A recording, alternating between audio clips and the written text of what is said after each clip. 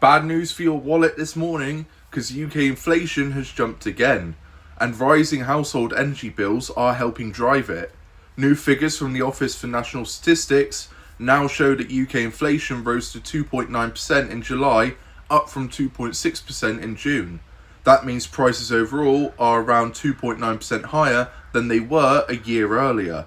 That's also the first increase in the annual CPI inflation rate since March. One factor behind the increase was household energy costs following changes to the energy price cap.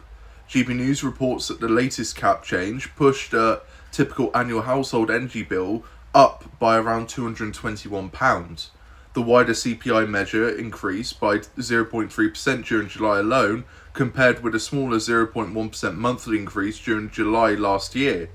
And while inflation of 2.9% is significantly below levels Britain experienced during the cost of living crisis, it remains above the Bank of England's 2% target.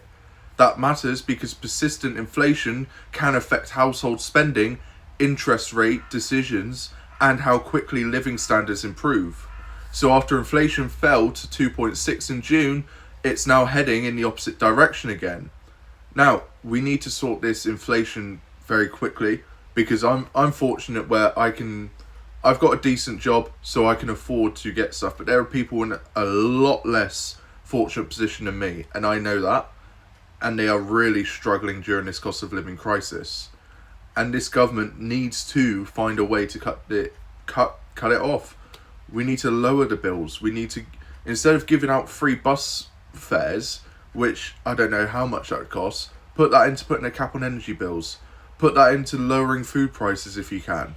You know, there's so many other things that can affect the economy wider than just reducing bus fares. You got to look at energy prices. What are people paying? Food, fuel's through the roof at the minute. There's other ways to do it, but let me know your thoughts in the comments and follow the Britannia Report for daily UK political news every day.